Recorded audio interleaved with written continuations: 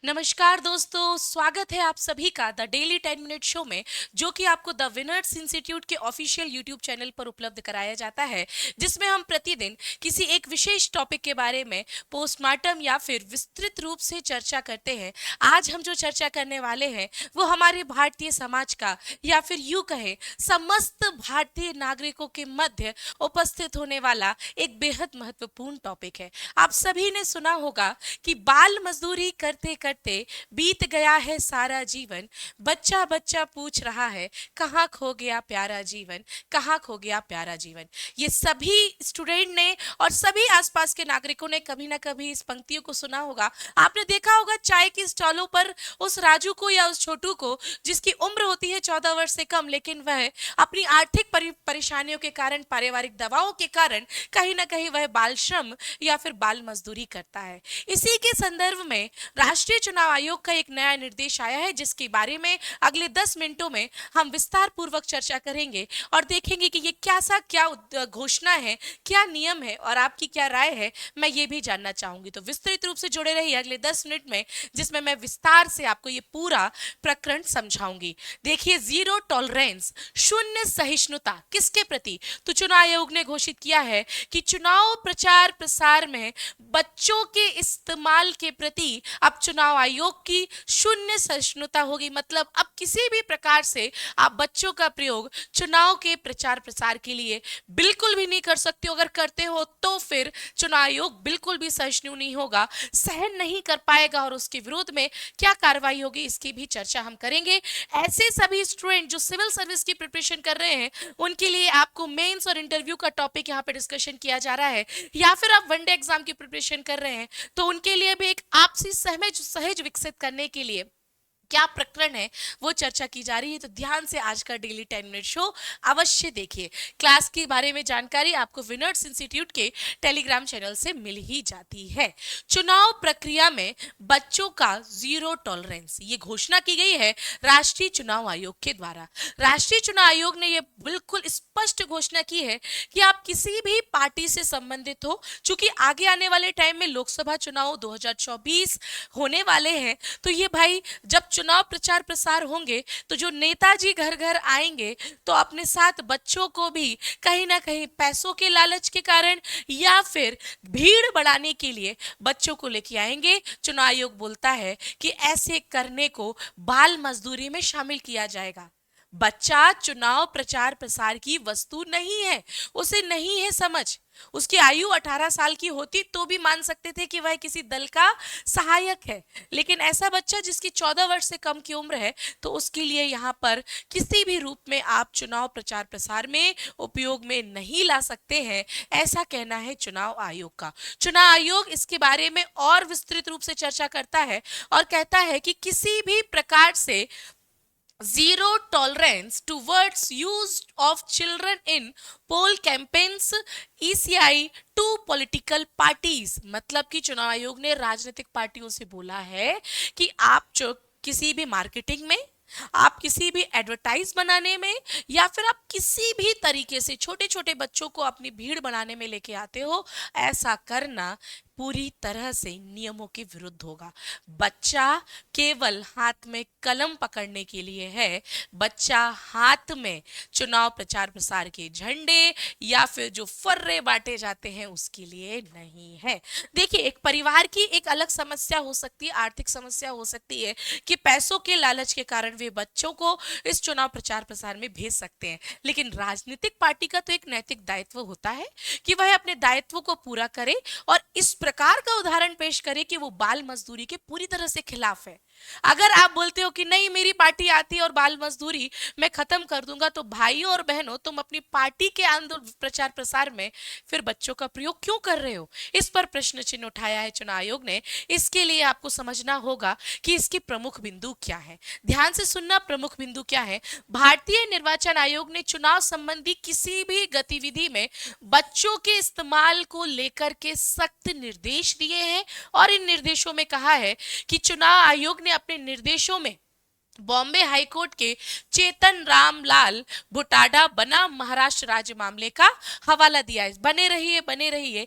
ये क्या बॉम्बे हाईकोर्ट का वाद है, चेतन रामलाल भुटाडा का ये क्या वाद है, इस पर भी चर्चा करेंगे। किसी भी प्रकार से आप बच्चों का प्रयोग, या फिर आप उसको फैंसी ड्रेस में ला लो, कोई भी व्यक्ति के नाम से ला लो, ऐसा नहीं कर सकते। ये पूरी तरह से गलत है।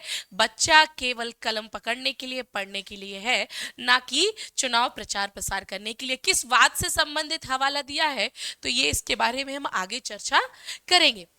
और क्या बोलते हैं, राजनीतिक दलों में लोकतांत्रिक मूल्यों को बनाए रखने में सक्रिय भागीदारी निभाने का भी चुनाव आयोग आग्रह करता है। लोकतांत्रिक मूल्य ये होते हैं जो लोकतंत्र की भलाई के हों, वे मूल्यों को पालन किया जाए। तो लोकतंत्र की भलाई के जो मूल्य हैं उसमें बाल मजदूरी कहीं पर भी नहीं है। तो राजनीतिक पार्टियों से चुनाव आयोग ने यह आग्रह किया है कि अगर आप वाकई में लोकतांत्रिक मूल्यों को अपनाते हैं तो आप अपने किसी भी कार्य में बाल मजदूरों का प्रयोग नहीं करेंगे। ये पूरी तरह से स्पष्ट किया है राष्ट्रीय निर्वाचन आयोग के द्वारा। बाल श्रम निषेध अधिनियम के तहत अगर कोई राजनीतिक पार्टी ऐसा करते पाई गई तो फिर उसके साथ अनुशासनात्मक कार्यवाही होगी। और क्या क्या कार्यवाही की जा सकती है, कुछ इमेजेस देखिए।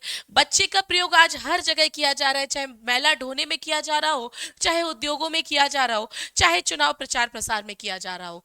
तो उसके लिए तो अलग से प्रयास किया जा रहा है, लेकिन चुनाव आयोग ने अपना एक नैतिक मूल्य समझ करके राजनीतिक पार्टियों के संबंध में यह स्पष्ट निर्देश दिया है। ध्यान से सुनना, चुनाव आयोग की दिशा निर्देश इस संबंध में क्या है। राजनीतिक दलों को स्पष्ट रूप से कहा गया है कि वो अपने चुनाव प्रसार में या चुनाव की किसी भी गतिविधि में बच्चों को शामिल नहीं करेंगे।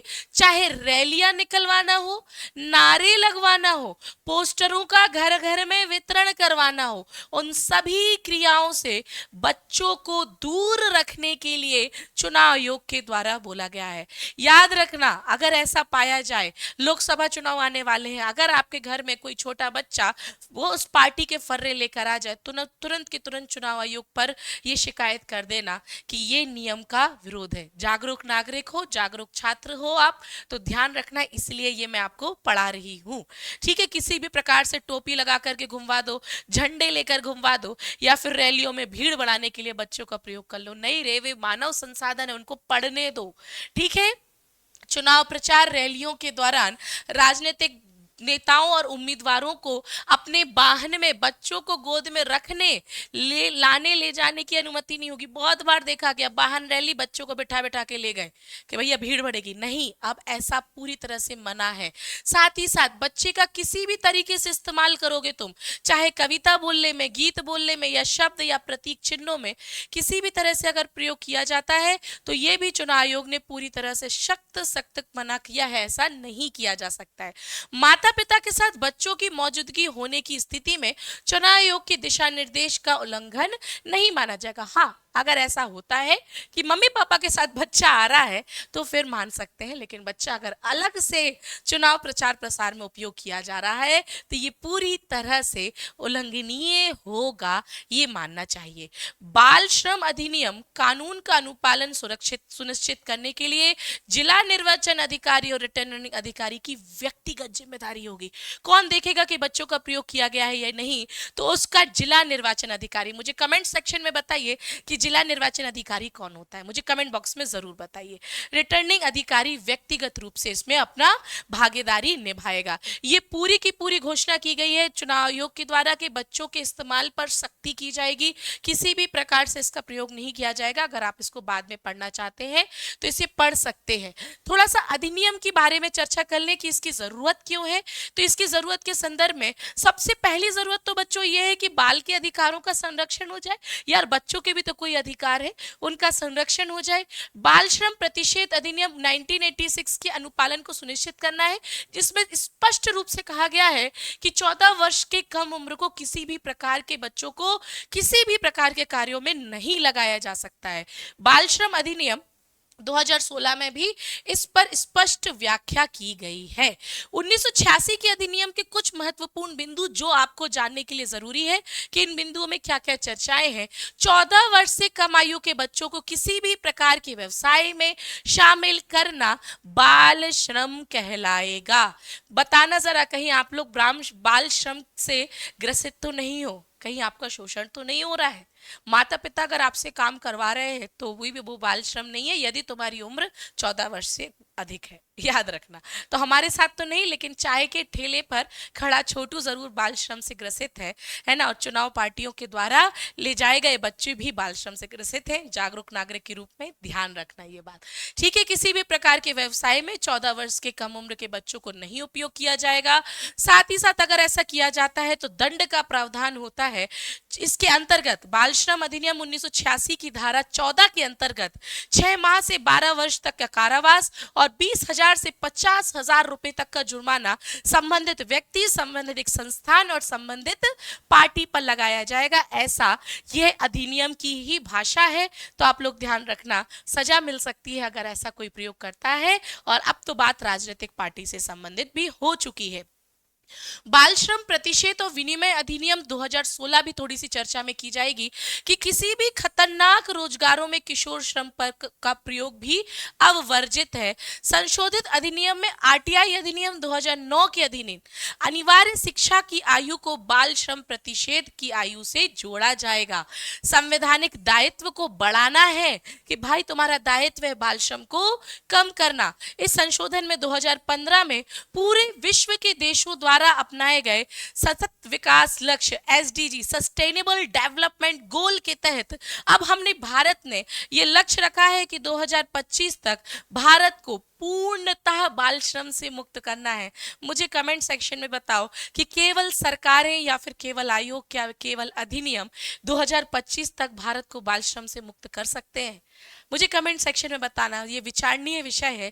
ये तभी पूरा होगा जब तुम उन छोटुओं से चाइना लेकर के तुम उन छोटुओं को स्कूल भेजा दो, या फिर तुम खुद अपने घर में, अपने संस्थान में, अपने उद्योग में 14 साल से कम उम्र के बच्चों को काम पे ना लगाओ। लास्ट में देखते हैं चेतन रामलाल भुटाडा महाराष्ट्र बनाम राज्य मामला क्या है।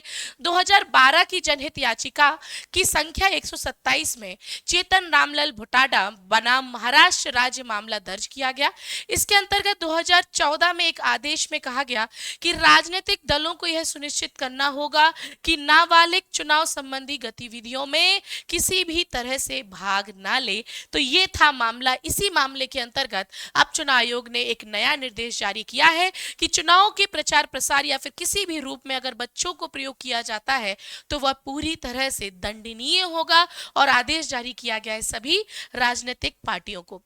उम्मीद है आपको पूरा जितनी व्याख्या है समझ में आई होगी। कुछ प्रश्न हमारे दिमाग में जरूर छूट गए हैं कि ये बाल श्रम कब तक खत्म होगा, कैसे खत्म होगा और कौन कौन सी संस्थाएं हैं जो इसको खत्म कर सकती हैं, जरूर विचारनी है। आप लोग इस पर विचार करिए। आपको आज का सेशन कैसा लगा मुझे कमेंट बॉक्स में जरूर बताना। अगर अच्छा लगा है तो जरूर बताना। मैं कल फिर से शाम को 5 बजे द डेली करंट अफेयर्स या द डेली 10 मिनट शो में आपको मिलने वाली हूं। तब तक के लिए सभी को जय हिंद।